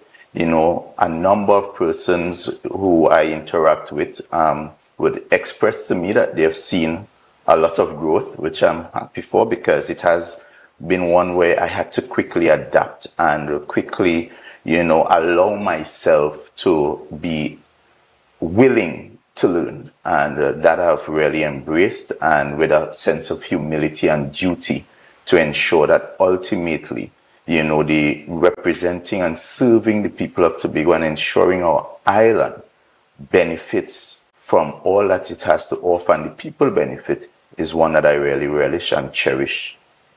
And knowing your personality outside of politics to be very friendly and charismatic, how was that for you, moving from being everybody's friend being the guy that everybody, hey, Kelvon, and then you become the big enemy, like public enemy number one. How was that for you? Well, obviously, when you're into public life, and especially parties and politics, you know, the positions you take will be at times not supported by everyone. There are some people may believe you should go left, some people may believe you should go right, and therefore, as you rightfully say, knowing myself, very easygoing, someone that is generally very easy to get along with, it has been a transition, you know, being serious on issues, especially when it comes to accountability, you know. And one of the things I've learned is to separate the friendship from the politics. And therefore, even as I see my colleagues in the House, you may see us go at it. It is also dealing with the issues of the people, but there's no real animosity. And I get along quite well with the majority of members in the House. But when it comes to the people's business, it is about getting the job done, getting the issues properly ventilated, and therefore, you know, I want to say to all of Tobago that doing this work, it is not about trying to be, you know, petty or anything, but ultimately it's always trying to ensure that the scarce resources we have is used to the best of ensuring that Tobagonians benefit ultimately. And being the minority leader, you have to bring the issues to the forefront. You have to highlight inconsistencies and areas for improvement. And for some persons, it may seem as though every time they see you, you are bringing up something negative. But how does that affect you personally when you have been seen as the person to just, you know, always have a problem in a sense? How have you dealt with that on a personal level? Well, you know, some people may see it as me always having a problem, but it's me always seeking an alternative or seeking the best interest. And I've always taken the position that what is good for Tobago we'll support, and where there are issues that I think things can be done better or differently, I will be a strong voice of advocacy. And that has always been my position. We have been very consistent. Where there are good things, we are there to support, just as we were there with the carnival, very early supporting the introduction of the carnival, because as you know, it was something that the PNM had in the pipeline, and I very early, even before I got into politics, strongly advocated that we should have an alternative carnival, because I saw that there's tremendous benefits to be had. And therefore, everything else we go about, there are many motions we supported in the House because we thought it was beneficial. Of course, we would give our support with caution as to what could be the fallback, and therefore there are other issues that we would have raised that perhaps we are now seeing that perhaps we were right. Take, for example, the 4 emergency roads. We were very, very early in the game saying that these roads, based on the timeline, does not seem realistic in terms of delivery, and therefore, if we know that they cannot be delivered, why pursue it in the way it has been pursued? And now ultimately, Tobagonians and the Tobago economy is paying the ultimate price, because after 4 years, we have only had 1 of those roads delivered and 3 incomplete, and a lot of them mired in controversy, whether it be legal impediments or even those of procedural impediments in terms of how the contracts were procured, even having a situation where one of the contractors are unable to finish the project because they are now saying we don't have the funding, and one has not even started.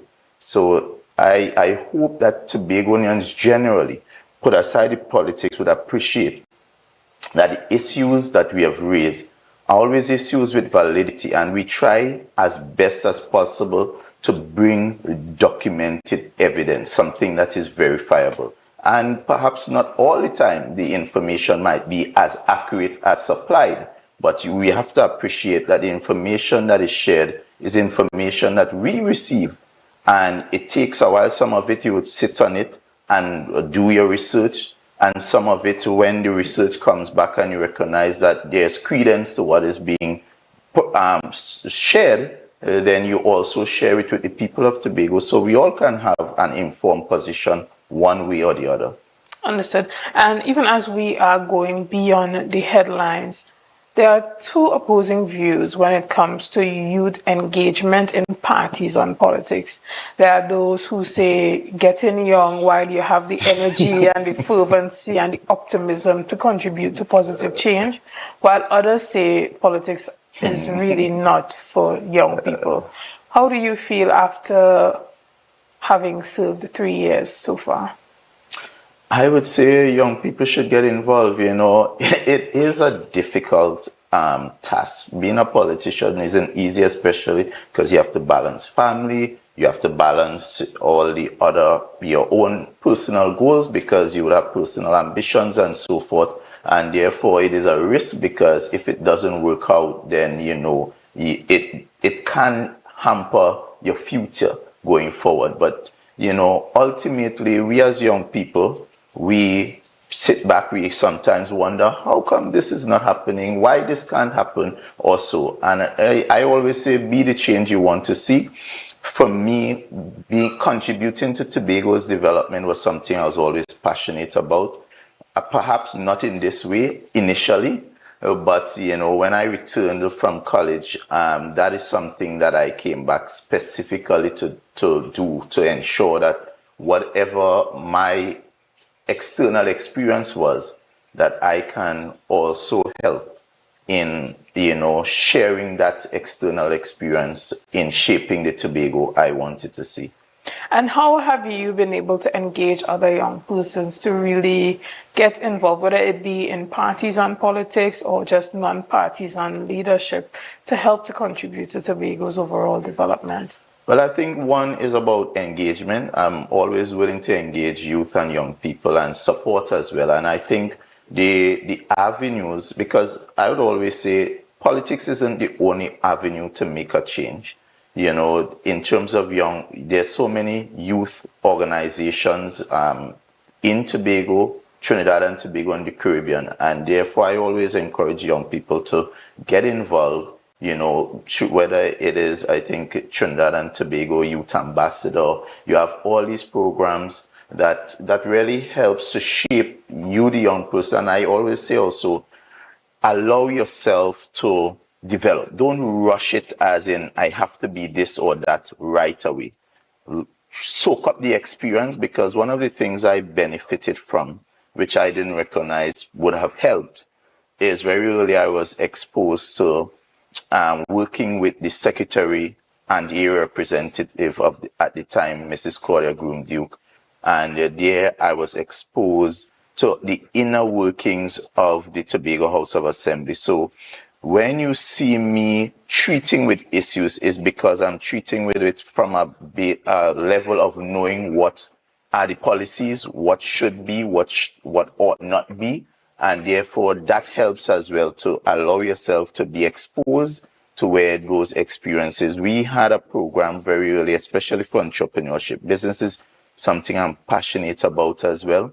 And I always figure that, you know, Tobagonians, especially young Tobagonians, if we're to develop the private sector, we need to be properly trained. And I remember partnering with Asha Mars, who's an excellent business, I would say, mentor. Because I remember working with her at education, and her story is one of the success story in how you matriculate from the THA into business and really having something that is sustainable.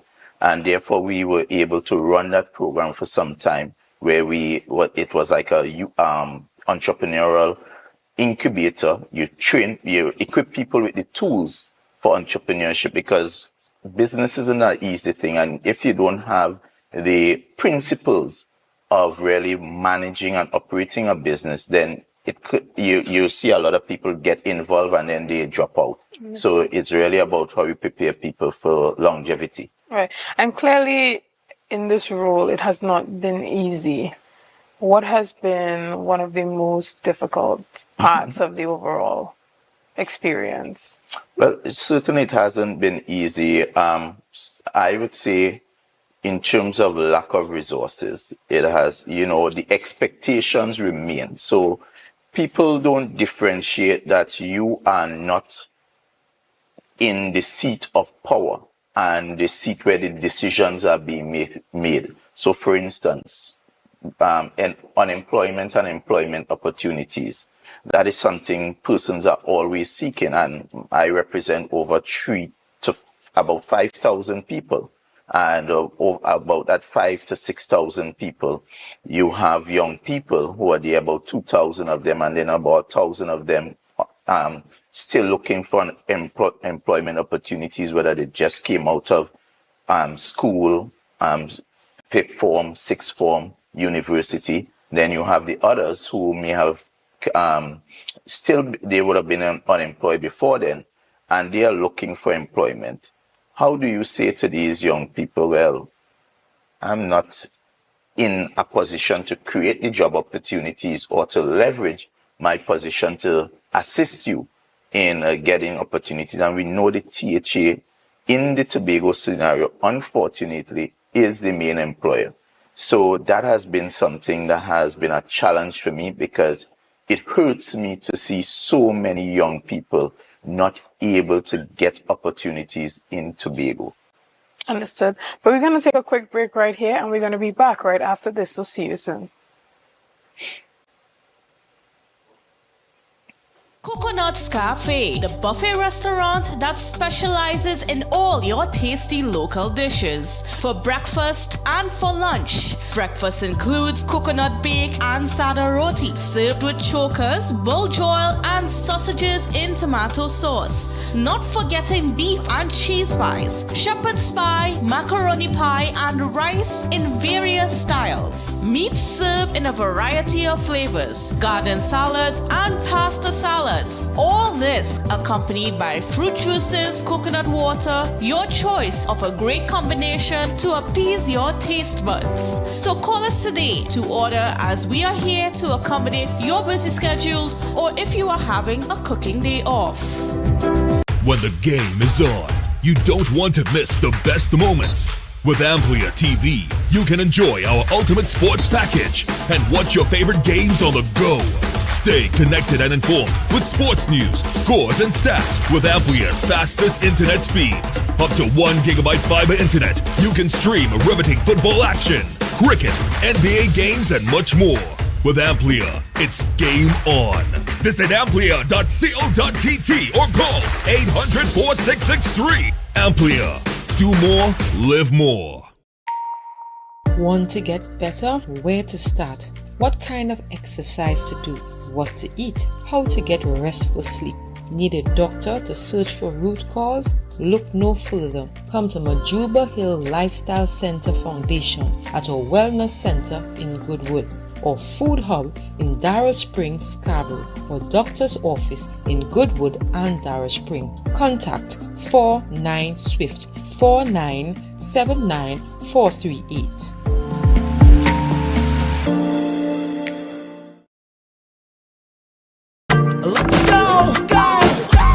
It's a brand new morning, rise up to a brand new dawning. As the passion start to rise, the energy fill the skies. I say thanks for favor to wake up and hear me neighbor. 60,000 people strong, and the vibes is never wrong. We are beauty, we are power. Good morning, and welcome back to Good Morning Tobago right here on Tobago Updates. Now, guys, we are still going beyond the headlines, and this morning I'm at the office of the Minority Leader, chatting with the Minority Leader, Mr. Kelvon Morris.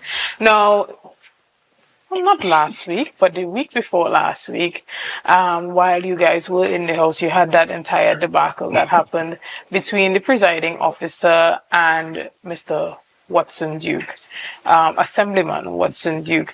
And in his press briefing, he indicated that that entire ordeal was as a result of him coming to your aid. Do you feel like you being the lone minority, well, you do have your Councillor Benoit, however, you being the minority leader, do you feel like the legislature has become a toxic working environment? You know, I wouldn't say toxic, but sometimes I feel like we let down what, you know, is known to be an august chamber, and sometimes the conduct does not always reflect that. That is something I try to remind myself, even as it's not easier being inside there, and sometimes even feeling like, you know, that the odds are against you, but ultimately it's about respecting the house, respecting the people of Tobago, and doing service to the people of Tobago. When I reflect on what transpired, well, I was not present at the time because I had just presented and went to utilize the washroom also, and then only to recognize what had transpired. I mean, it is one that is unfortunate on all sides, and therefore we just have to do better. We just have to do better. And how important is it for you all as a collective to raise this standard, being showcased in the Assembly legislature, especially with a number of young persons looking on? Well, it is critical, and it is critical because people are losing faith and trust in politicians and politics, and therefore, you know, as young people, we ought to set the example as to what this new politics should be, and it shouldn't be one that is worse than what we met. It should ultimately be better, and therefore we have to remind ourselves, even in the language that we use, and I think that situation stemmed from Mr. Duke claiming, and when you look at the language that was being used to impute and insult another member, which the standing orders is clear about, that you ought not use insulting language towards another member. And those terms that were being used were unparliamentary and should not have been allowed in the first place. And therefore, I was quite disappointed in the member who started that kind of behavior, because if you looked at the two presentations that went before, it dealt firmly with the motion at hand. And sometimes I see it as a strategy. Some of my colleagues believe that if you demonize the messenger, then the message gets lost, and perhaps the people would not listen to the messenger. But that is counterproductive to what we want to achieve as Tobagonians, because ultimately we all were elected because somebody believed that we had something to offer in making and shaping their lives better, and that is ultimately what we should be about. Since you have been in the Assembly legislation, you have brought a number of motions to the House. Do you feel that those motions were dealt with the level of seriousness that they should have been dealt with? I think I'm quite disappointed. As a matter of fact, the last motion we brought is a motion I thought based on this current administration's promise of accountability, transparency, and good governance. It would have received unanimous support. And that motion dealt with us as a House, well, the minority in the first instance, bringing to the House credible evidence that with respect to the 4 emergency roads, based on the issues of procurement, based on the various impediments and so forth, and the fact that after 4 years, those roads have not been delivered, that we ought to have an independent investigation using the very preface of the Public Accounts Committee of the House, which is the body responsible for treating with all spending and scrutinizing all spending. And having so brought a very compelling case to my colleagues, and only one speaker rebutting only to, again, chastise the member and not treat with the issues, I thought in the best interest of allowing Tobagonians to see that we welcome transparency, that they would have supported that motion. And to my surprise, my colleagues, without any proper justification, rejected that motion out of hand. And the rejection is not a rejection of Kelvon Morris, the minority leader, but is a rejection of the people of Tobago having an opportunity for them to be scrutinized independently. And if you have no cocoa in the sun, if nothing is wrong and everything was above board, then the investigation would have so demonstrated, and then you would have had the opportunity to say, look, we are so transparent that we have allowed an investigation into ourselves. However, that didn't transpire, and I found that quite disappointing, because the Public Accounts Committee is that body that we all should have the confidence to allow to do its work. And that Public Accounts Committee is a committee that should be functioning under the Assembly Legislature led by the Minority Leader, and currently that is not functioning at all in any capacity. Can you explain that? Well, yes, so we did have some challenges. Of course, we met. So the Public Accounts Committee did meet. What has been the challenge, however, is that we weren't able to. We had reached a situation where there were proposals for a number of investigations to take place. However, once we reached that point, we weren't able to get a quorum. And of course, you know, the Minority Leader is but one of 5 members, the other 4 members coming from the majority. So unless they avail themselves to ensure that we meet, then as willing as I am, it is not proper for the meetings to go on without a quorum. Therefore, we have been stuck. Thankfully, once that motion came to the fore and I raised the matter in the public, we have been able to meet. There has been a commitment that we'll meet consistently, and therefore I'm very optimistic that going forward, we should be able to get get the work of the Public Accounts Committee going once and for all. In your personal view, how would you rate the operations and functionings of this current administration, and why? It is extremely poor because what they promised Tobago, they have failed woefully. And I could take it from just the physical infrastructure promises, the redevelopment of Scarborough, all the roads they promised, the early childhood facility, those that they met that they have not delivered upon.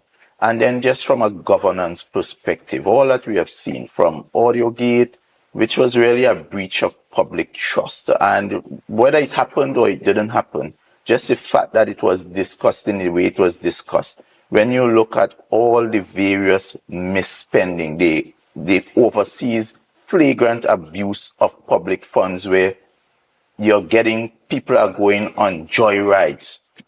You have secretaries, their personal assistant, the assistant of the personal assistant, just going and having a trip. And therefore, it has been poor. While this is happening, Tobagonians, the average, ordinary Tobagonian is struggling. The businessman is struggling. The young man on the block can't get a work. He's now having to depend. They have gotten so desperate that young people are saying to me, so I can't even get a 10 on? And that is what we have relegated our people to. When I looked at just last night, I was reviewing the manifesto, the mandate. It wasn't called the PDP mandate. And you know what was one of the promises meted out to Tobagonians? That persons who were in the system, the THA system, after 7 years will be permanent. And the jobs that they create thereafter will be permanent jobs. Where are those jobs? What is the status of those contract officers? Instead of making people permanent, we have seen hundreds of Tobagonians terminated. I have experienced it personally because a close member of my family was terminated under well-qualified, could contribute, and is a professional, and was terminated. And there are countless Tobagonians experiencing that pain. And so I can't conscionably rate this administration more than poor.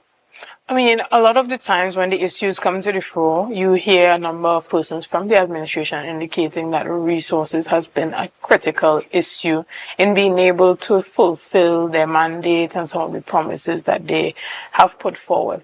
Have you ever seen areas where you feel like the central government could impact that development or that change in a particular area, and you have used your influence within your political party to try to help improve the issue?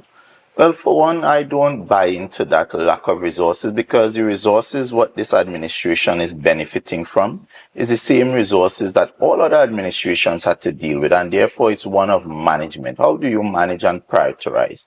And when you look at what this administration is prioritizing, and even in the face of saying you have resource challenge, how do you justify paying a contractor for a road $2,700 per ton to place and pave the road with hot mix, when you said to Tobagonians that the contractors previously who were paid $1,400 a ton, that price was inflated and corrupt? How do you justify that? No secretary, not the chief secretary, not the secretary of infrastructure, even twice being called to question, has been able to justify how in a situation where you are saying you don't have enough, you are paying people more than what you call corrupt. And even when it comes to the issues of central government, the evidence I have in front of me that we have a central government that is always willing to collaborate, but it makes good politics for those opposite to create a scenario that our failures are because of somebody else and not us. So that narrative is very convenient. But what is the evidence? Just last week, we heard a big hullabaloo. I went up to Goldsboro to witness what I think was a signature moment for the people of the Far East, coming all the way down to Darrell Spring and Pump Mill, which is the construction of this new water treatment plant. And in the midst of it, in a welcome that should have been one that celebrates the collaboration between the THA and the central government, you had the Deputy Chief Secretary giving the impression that there were issues of non-collaboration and consultation, only to find out every step of the way the people of Tobago were consulted. The THA was very much involved, including giving of the lands in record-breaking time. And when we should be celebrating that was advanced as something for Bacchanal. Just imagine that. You have the central government. We had a marina on the board.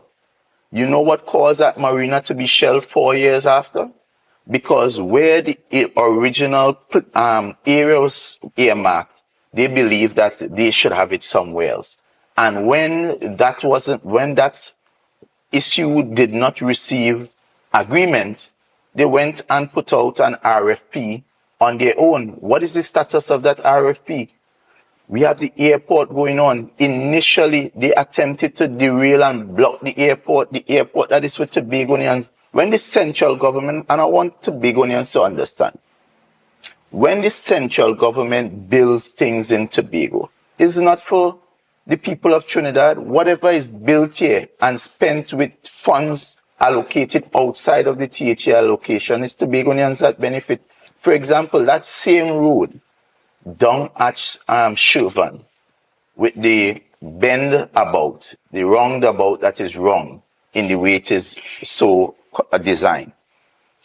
There was a plan, in fact, that was part of the airport expansion plan, because it was to allow for ease of traffic to and from the airport without bringing you back onto the main Claude Noel highway. And therefore, that was going to be a dual highway of excellent class, and that would have been at no cost to the THA. So the THA would have been able to utilize its very scarce resources to do other things. They could have built other roads, fix the ones that we get in pothole after pothole after pothole. They could have used it for employment. They could have used it for housing. They could have done all other things. But what did they do? They decided we wanted to build our own road, and that road has been mired in a litany of challenges. Question, when it comes to I believe it was the dual carriageway road that was proposed by the central government as a part of the airport expansion project. Would that have also been running through the Friendship Estate? Well, I know based on the design, there were plans to do some land acquisition. So the central government was quite aware that there would have been a necessity to acquire lands. But we have seen that unlike this administration, there are people who understand process and understand law, and therefore they would have, as they've demonstrated with the A&R Robinson Airport, they would have gone through the process required. What we have is an unlawful administration that believes that they are law unto themselves and would go onto private property, bulldoze people private property. That is trespassing. How do you justify an administration building a road without a plan and not understanding that as part of your plan, you are impeding trespassing on private property? That should not be tolerated, because how you govern and how you treat with those issues is also how you're going to treat with public funds. Because if you believe that you can do whatsoever you want, what about our money, the people's money? And the fact that they don't want to account for the money as well is quite concerning, because you're seeing it in plain sight, where there's a propensity to just do what you want. Understood. And when we look at the Tobago Autonomy Bill that was not passed, you were one of the strong proponents for the THA supporting that bill. You also expressed your disappointment that that bill was not passed. But from where you sit, what do you think is the next step from here?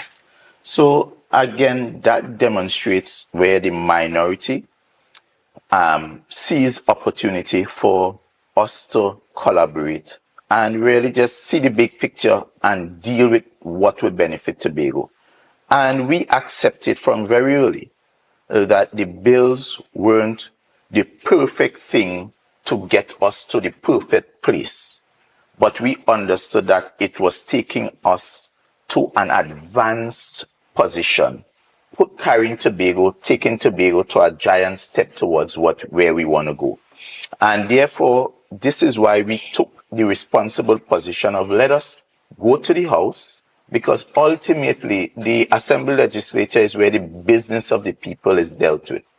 And we were able to get agreement as members of the majority and members of the minority that this approach, where we can have bipartisan participation involving not just the Tobago House of Assembly, but also the members of Parliament, both in the lower house and the Senate, sitting down around a table and let us hammer out a deal, hammer out an agreement that is palatable to all, to everyone, so that once that bill comes to Parliament, we have both the members of the majority and the members of the opposition already having an agreement. So it would have been smooth sailing. What happened?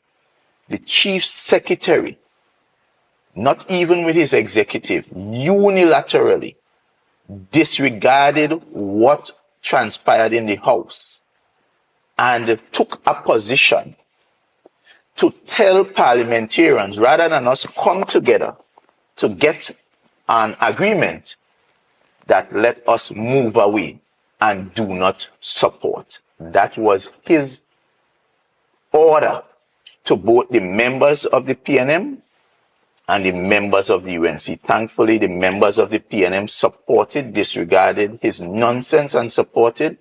However, unfortunately, his friends in the UNC accepted and they did not support. And today, Tobago is no better off than we were in 1996. So we remain with this very archaic 1996 amendment that we all agree is inadequate to move Tobago forward in the way we want it to move. So as I stand, I want to reiterate how disappointed I am in the Chief Secretary.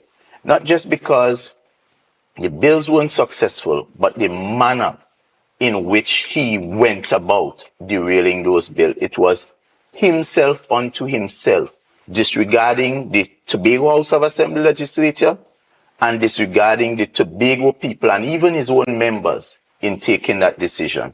Guys, we want to encourage you to continue to share the live, share the live, share the live. The conversation is quite interesting this morning as we go beyond the headlines. But we're going to take a quick break right here and we'll be back right after this. See you soon.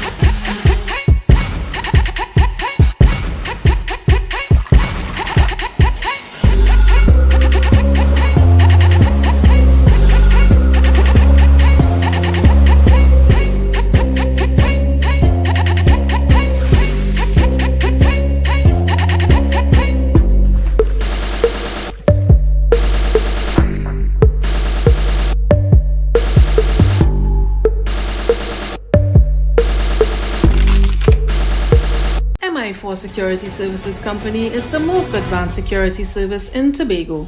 Ask about our cash and transit service. It's safe, risk-free, reliable, and timely. We provide safe banking delivery for all business types and sizes with highly trained staff, 24/7 monitoring, coordinated emergency response, and a well-maintained fleet of armored vehicles. Contact us at 660-7723 or visit our website at www.mi4securitytt.com to sign up today. It's a different type of thing down there. And we party till we drop down there. With a lot of pretty girls down there. Down in Tobago. Oh, God. It's a brand new morning. Rise up to a brand new dawning. As the passion start to rise, the energy fill the skies. I say thanks your favor to wake up and hear me neighbor. 60,000 people strong, and the vibes is never wrong.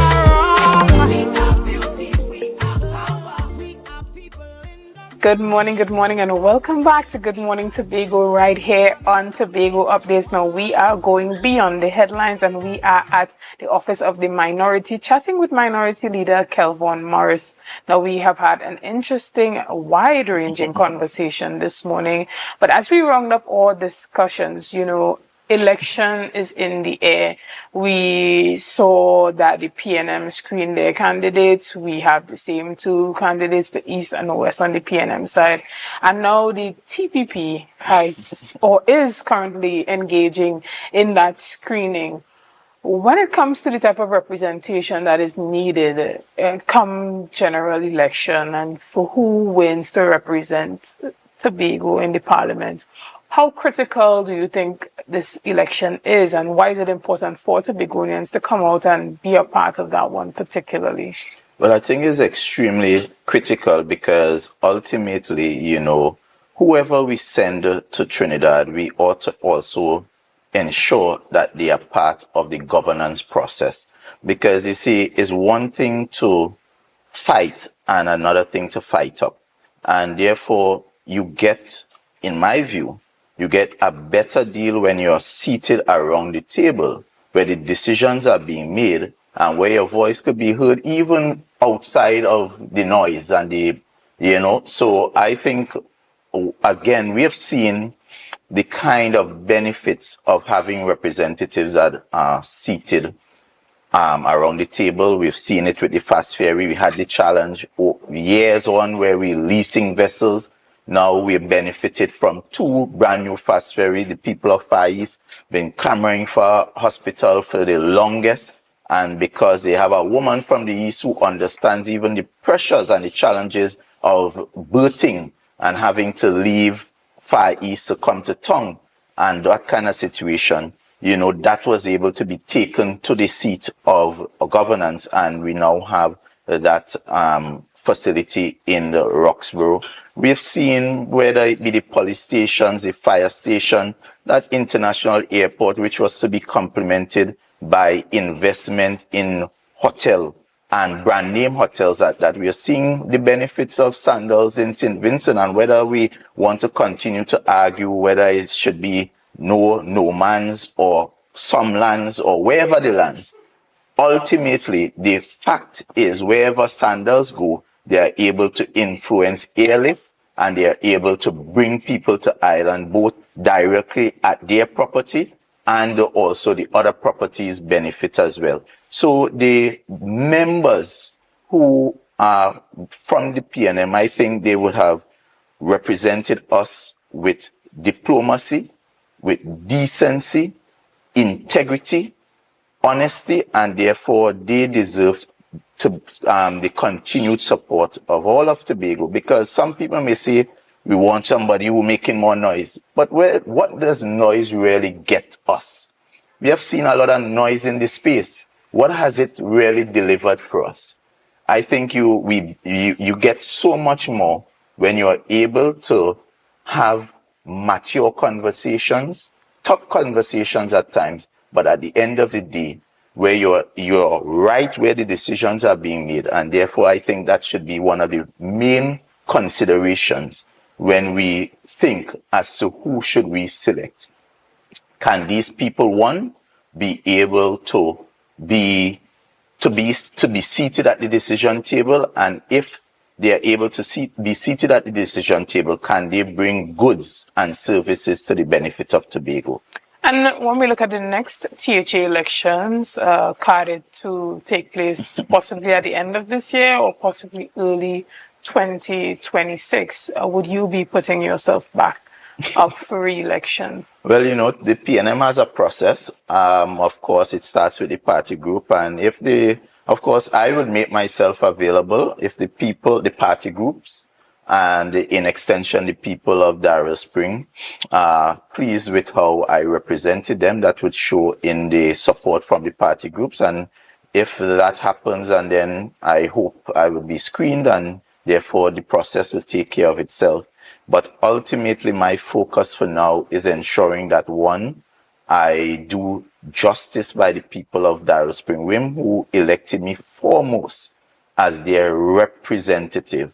And then I also do justice in service to the people of Tobago as minority leader, bringing the issues that are important to them to the fore, and really being a voice for those persons who continue to message that may be a little shy, maybe even be afraid, because there's a serious fear of victimization in this space. Excellent, and we want to thank you so much for your time this morning. And I cannot, so fast. Right, it did, but I cannot end the interview without asking about how do you feel about the dismissal, the arrest, and the investigation into, well, now the former Commissioner of Police, Earl Harewood Christopher? Well, I continue to be concerned like every average citizen.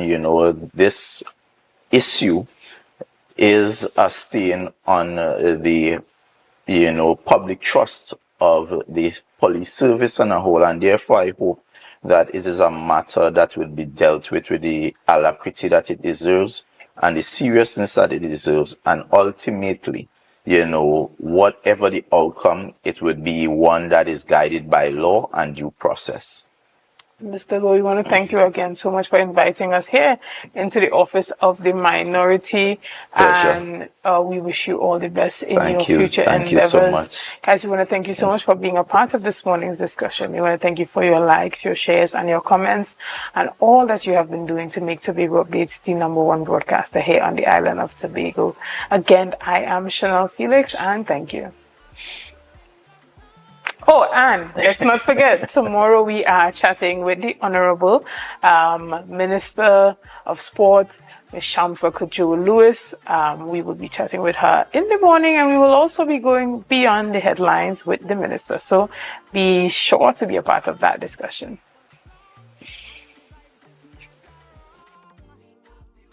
We are power. We are people.